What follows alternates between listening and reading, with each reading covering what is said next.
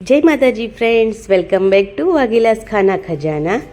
આજે આપણે બનાવીશું એક દૂધીમાંથી પૂરા પરિવાર માટે એકદમ હેલ્ધી નાસ્તો, એ પણ માત્ર 2 ચમચી તેલમાં।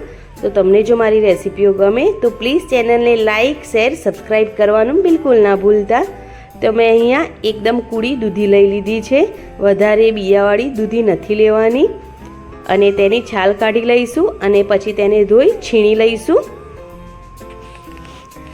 તો દૂધી એકદમ સરસ છીણાઈ ગઈ છે, તો તેને એક બાઉલમાં કાઢી લઈશું। અને તેની સાથે મેં અહીંયા 2 નાના બટાકાને બાફીને લીધા છે અને 1 વાટકી ચોખાને અડધો કલાક પાણીમાં પલાળીને લીધા છે। પાણી કાઢી નાખી ચોખાને મિક્સર જારમાં એડ કરી દઈશું અને તેની સાથે 2 બાફેલા બટાકાને પણ એડ કરીશું। અડધી વાટકી જેટલું દહીં એડ કરીશું અને થોડું પાણી એડ કરી તેને પીસી લઈશું। તો અહીંયા મેં બધી જ વસ્તુને એકદમ સારી રીતે પીસી લીધી છે। આ જ રીતે પીસીને રેડી કરવાની છે।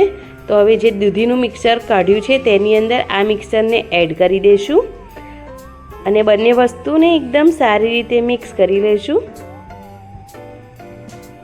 દહીં તમે થોડું ખાટું લઈ શકો છો, વધારે ખાટું નથી લેવાનું, મીડિયમ દહીં હોય તો વધારે સારું।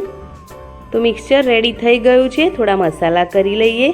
તો મેં અહીંયા એકદમ ઝીણી સમારેલી મીડિયમ સાઇઝની ડુંગળી એડ કરી છે, થોડા ધાણા એડ કર્યા છે, ના વધારે તીખા એવા લીલા મરચાં એડ કર્યા છે, આદુ લસણની પેસ્ટ એડ કરી છે, મીઠું સ્વાદ પ્રમાણે એડ કરી દઈશું અને અહીંયા મેં અડધી ચમચી જેટલું તીખું લાલ મરચું એડ કર્યું છે, સફેદ તલ એડ કર્યા છે 1 ચમચી।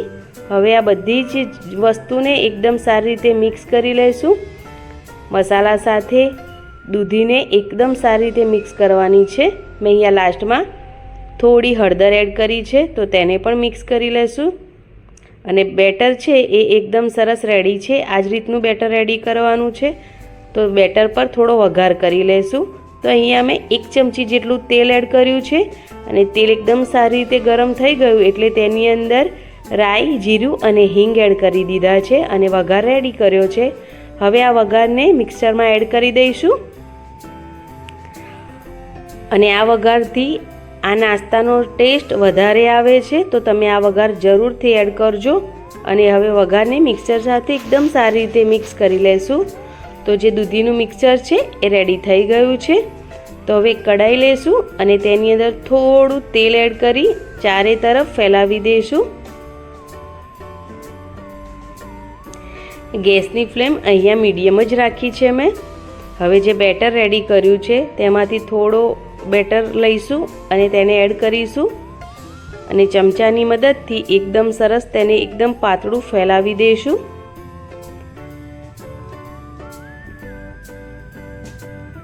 બેટરની થિકનેસ જે પ્રમાણે મેં તમને બતાવી છે તે જ રીતની રાખવાની છે, એકદમ મીડિયમ। તો બેટર એકદમ સારી રીતે ફેલાવી દીધું છે। તો હવે તેની ઉપર થોડા તલ એડ કરી દઈશું। જો તમારે તલ એડ ના કરવા હોય તો તમે સ્કીપ પણ કરી શકો છો। હવે ઢાંકણ ઢાંકી 1 થી 2 મિનિટ જેવું એક સાઈડ પર તેને કૂક થવા દઈશું। તો 1 થી 2 મિનિટ થઈ ગઈ છે, તો હવે તેને પલટાવી લઈશું। એકદમ હળવા હાથે પલટાવવાનું છે અને હવે બીજી સાઈડ પર થોડું તેલ એડ કરીશું અને ઢાંકણ ઢાંકી બીજી સાઈડ પર 1-2 મિનિટ જેવું તેને કૂક થવા દઈશું। તો 1-2 મિનિટ થઈ ગઈ છે, હવે તેની સાઈડ પાછી પલટાવી લઈશું અને એકદમ ક્રિસ્પી ના થાય ત્યાં સુધી તેને ઉલટ પુલટ કરી અને નાસ્તાને રેડી કરી લઈશું। આ નાસ્તો થોડો વધારે શેકીશું તો એકદમ સરસ ક્રિસ્પી બનીને રેડી થાય છે। એટલે